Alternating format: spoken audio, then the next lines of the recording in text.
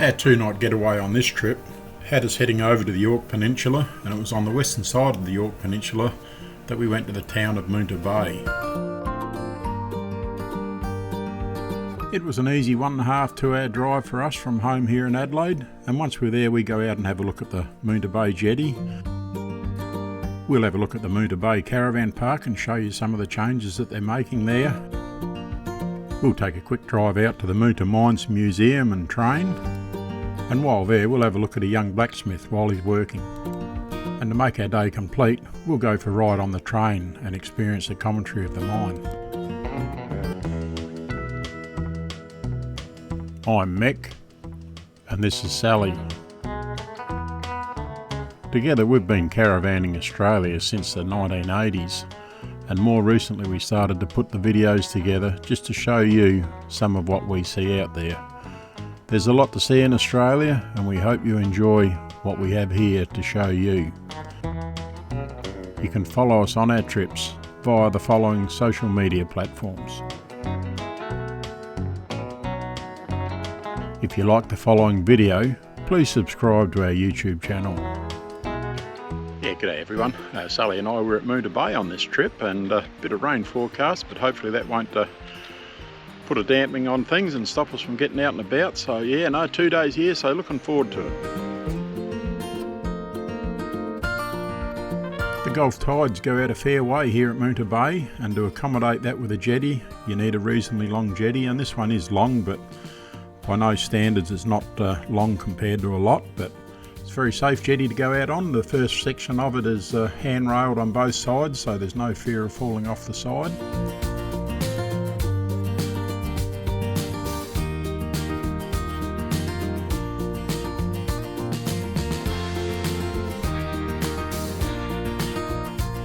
Approximately halfway out on the jetty there's this fenced off swimming area, and it's got the platform there that's now coming into view.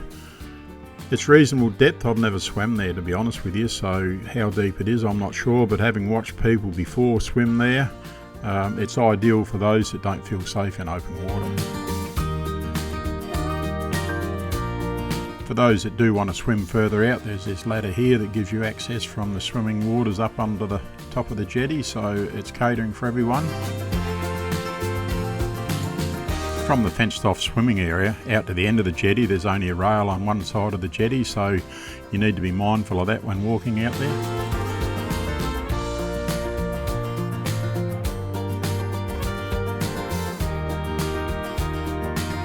It was a wet day today, and when the rain stopped I went for my walk out on the jetty, and I only had my thongs on because you never know when you might walk back in water, so out there with the thongs, but I was like walking on soap, and it wasn't until I was coming back that I realised that if you walk on the joint of the sleepers on the jetty, it then anchored your foot to the ground, but yeah, very slippery to walk on, so you needed to be careful.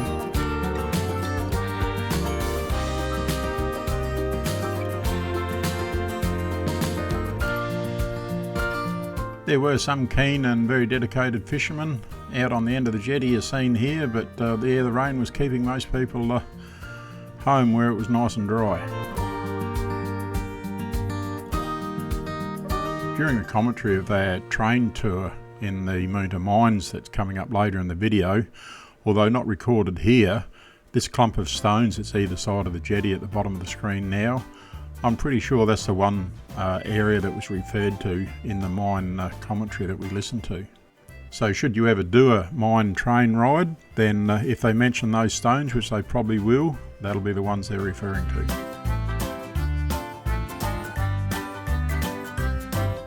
The Moonta Bay Caravan Park is right on the edge here, and the drone's actually just gone past most of it, and it certainly offers some very, very nice sea views when the tide's right up.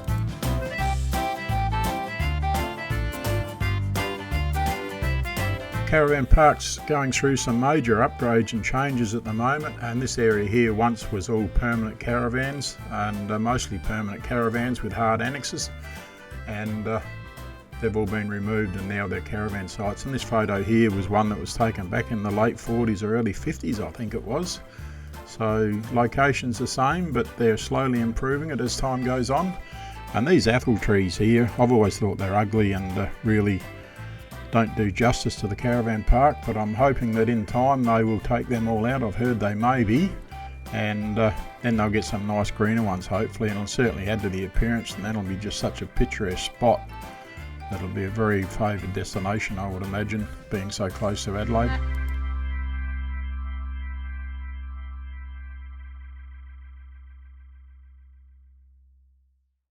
I've got a picture in my mind of these waterfront caravan sites here with nice green trees instead of these athel trees that always look dark in colour. I reckon it'd really brighten the place up.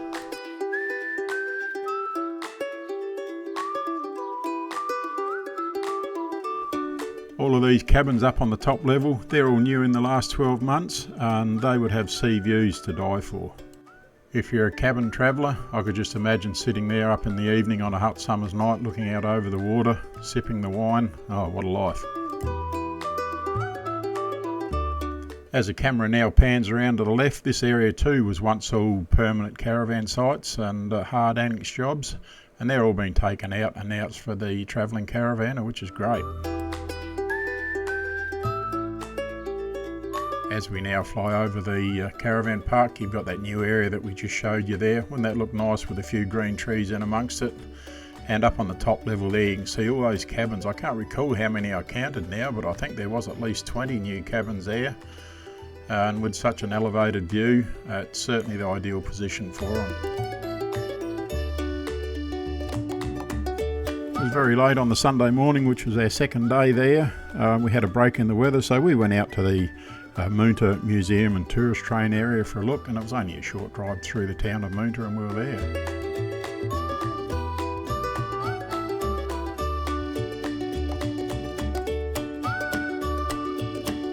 There is a small charge of $8 per adult to go into the museum to look at the exhibition that they've got in there, or the exhibits, and it was certainly worth going into. It showed what the people back in the days of when the mine was running had on offer to them and how they lived and what was available to them to buy and survive on, and we found it very informative.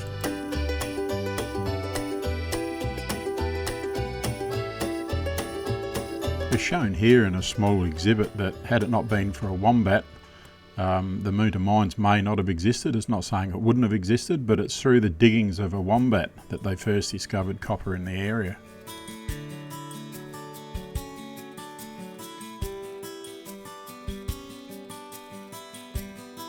Amongst the displays in the museum, it shows what machinery they used, and not only that, it also showed what mode of transport they had to move around the area.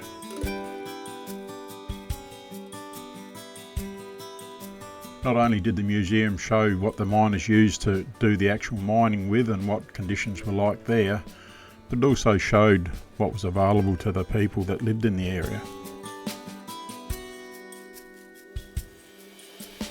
They also have a classroom with the old type school desks on display here with the inkwell in the centre of the desk, and I wonder how many of you people watching this video now can remember and recall sitting at this type of desk.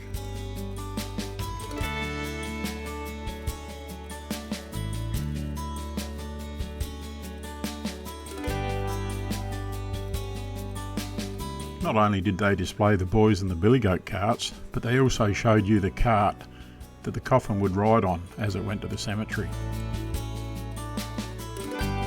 Death is inevitable for us all, and it was even displayed here with some of the cemetery headstones.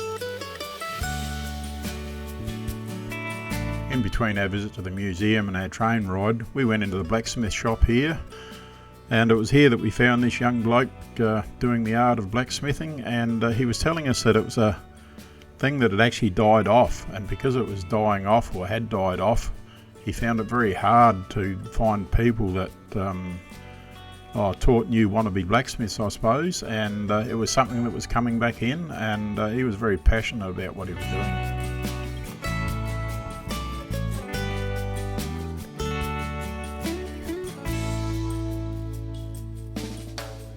In front of the blacksmith shop and near where you catch the train to go on the train ride, they've got this array of equipment that was used during the mining days of the Moonta mines.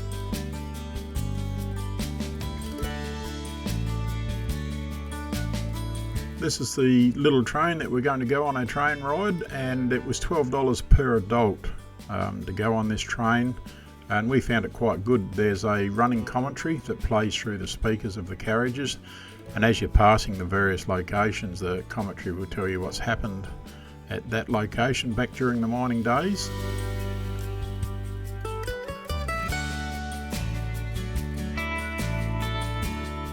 As the train rolls along the line, they have got some cutouts of some of the animals that they used to find along the way, and here you can see the kangaroo, and if you look at the arrow there, that's pointing down to the cutout kangaroo.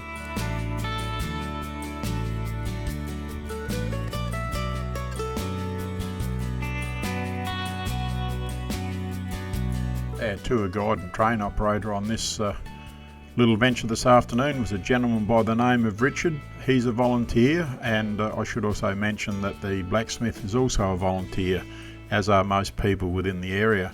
And Richard knew his stuff about this area, and very shortly he'll give us a talk, and we'll go through and I'll play that talk on here. But before that, I'll let you listen to some of the commentary that's played through the speakers on each of the carriages as we're going along the line. On the right-hand side, you can see the precipitation tanks, which are lined with timber and filled with rusty old scrap metal. These were an essential part of the process. This place was constructed in 1899 as part of the treatment plant to reprocess the tailings heap and slime pits to recover the copper that was contained in them.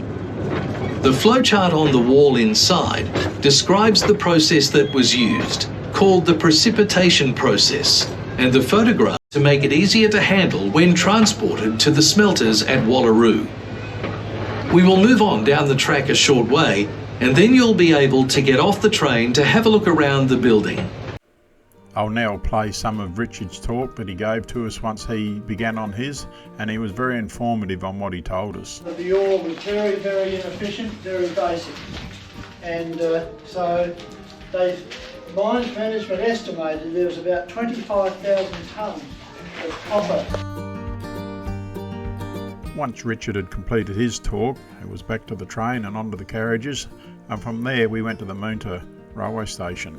And it was at this point that we did a loop and started to head back and make our way back to where the train ride began. I think in total it's roughly an hour, maybe a little bit less, that the train journey and commentary and Richard's talk etc. took, but certainly enjoyable, well worth it, and something that we should have done a long time ago.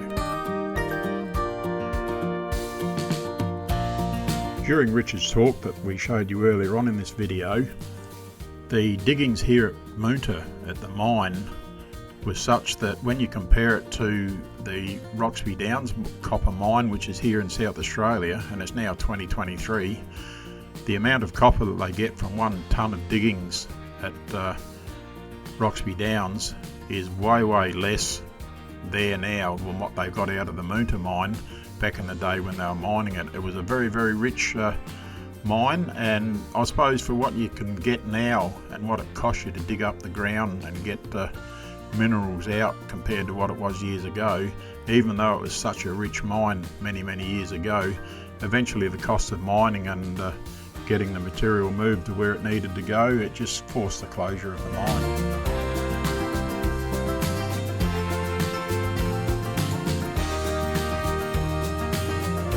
Now getting back to where we started from on the train ride, and from here we took a drive in our vehicle out to these areas here, and these were something that they'd received the grant for. Some of it was shut off so you couldn't get right into it, and they're in the process now of doing upgrades to that so the public can safely go out and visit these sites and view what is there and how they used to work back when the mine was operating.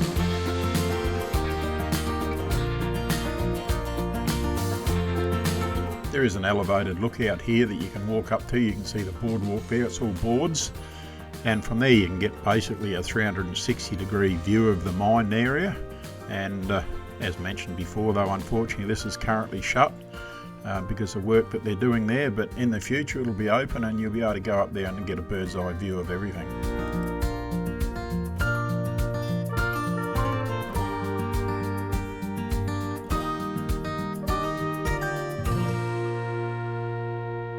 Now looking from the top of the lookout area along the boardwalk here that takes you back down to the old engine room, and that's where it's currently, they're working on that engine room there now, so that's the reason for it being closed off at the moment. Now we're making our way back to the caravan park, and the weather was a bit gloomy still, but it was getting better and better as the day was progressing, and towards the end of the afternoon it wasn't too bad at all.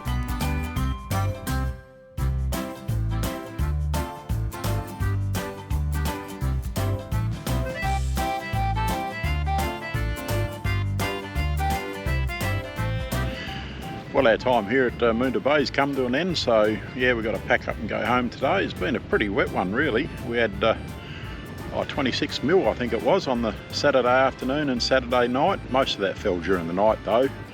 And then there was another 6 mil that fell during the day yesterday, but we managed to get out and have a bit of a look around, so hopefully you enjoy what we've shown you. So until the next one, you take care and look after yourself.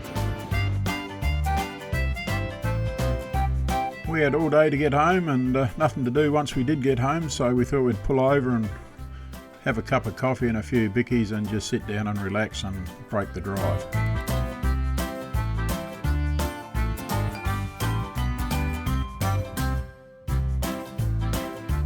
If you like the video that you just watched, give us a thumbs up, and if you want to see more of our videos, click on the subscribe button, and once you've done that, change the bell notification to all. That way every time that we do uploads to our YouTube channel, you'll be notified.